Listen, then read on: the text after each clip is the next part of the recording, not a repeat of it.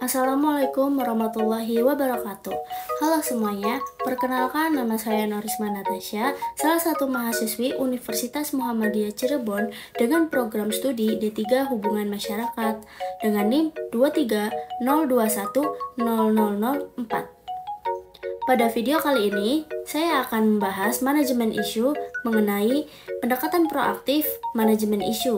Sebelum ke videonya, teman-teman jangan lupa subscribe akun ini dan jangan lupa like dan komen ya. Dan langsung aja kita ke videonya. Manajemen mengidentifikasi potensi perubahan dan pengaruh keputusan perubahan sebelum perubahan tersebut membawa dampak negatif bagi perusahaan.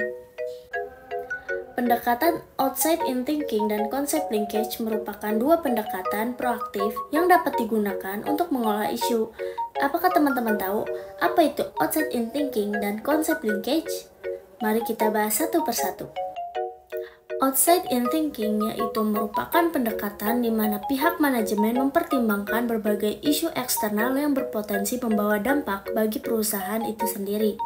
Sedangkan konsep linkage merupakan pemikiran awal perkembangan konsep, di mana bahwa hubungan antara perusahaan dan publik saling membawa konsekuensi satu sama lain.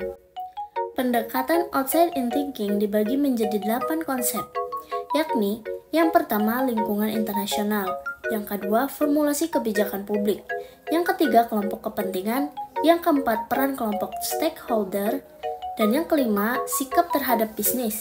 Keenam, era informasi. Yang ketujuh, standar etis. Yang terakhir, nilai dan gaya hidup.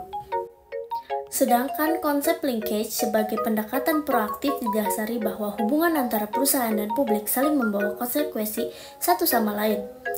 Ada 4 hubungan. Yang pertama ada enable linkage. Yang kedua ada functional linkage. Dan yang ketiga ada normative linkage.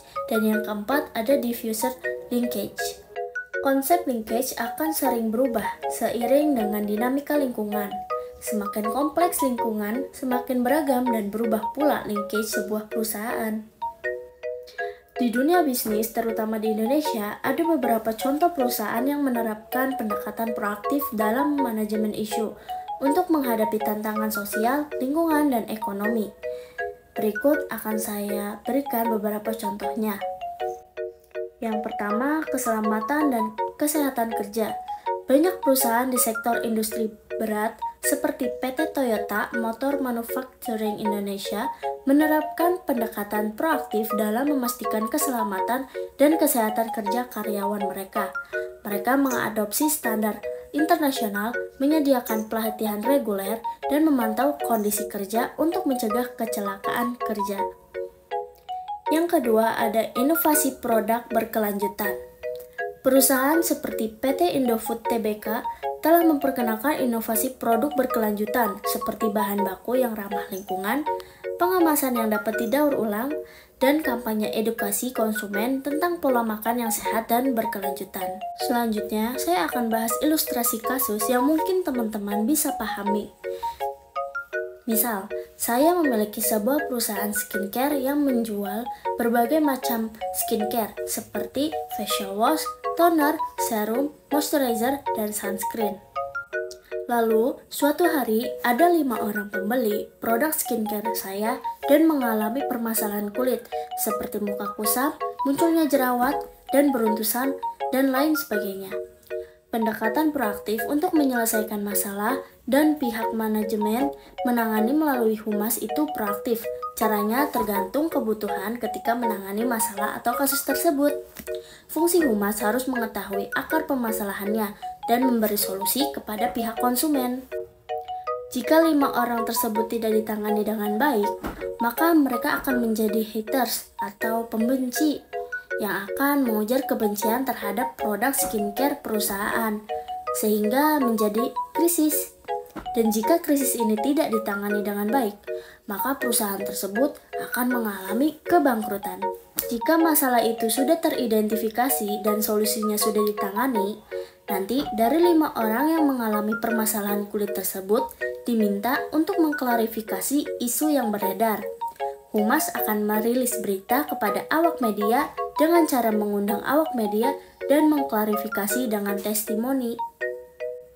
Seperti itu ilustrasinya ya teman-teman. Dalam semua contoh ini, perusahaan tidak hanya bereaksi terhadap masalah yang muncul, tetapi juga secara proaktif mengidentifikasi risiko potensial, mengembangkan solusi berkelanjutan, dan berkolaborasi dengan berbagai pihak untuk menciptakan dampak positif yang lebih luas bagi masyarakat dan lingkungan sekitar. Kesimpulannya, pendekatan onsite in thinking dan konsep linkage merupakan dua pendekatan proaktif yang dapat digunakan untuk mengolah isu. Outside in thinking merupakan pendekatan di mana pihak manajemen mempertimbangkan berbagai isu eksternal yang berpotensi membawa dampak bagi perusahaan. Sedangkan konsep linkage sebagai pendekatan proaktif didasari bahwa hubungan antara perusahaan dan publik saling membawa konsekuensi satu sama lain. Sekian dari saya, penjelasan mengenai pendekatan proaktif manajemen isu. Untuk teman-teman yang ingin bertanya, bisa ketik di kolom komentar ya. Kurang lebihnya mohon maaf. See you next time. Assalamualaikum warahmatullahi wabarakatuh.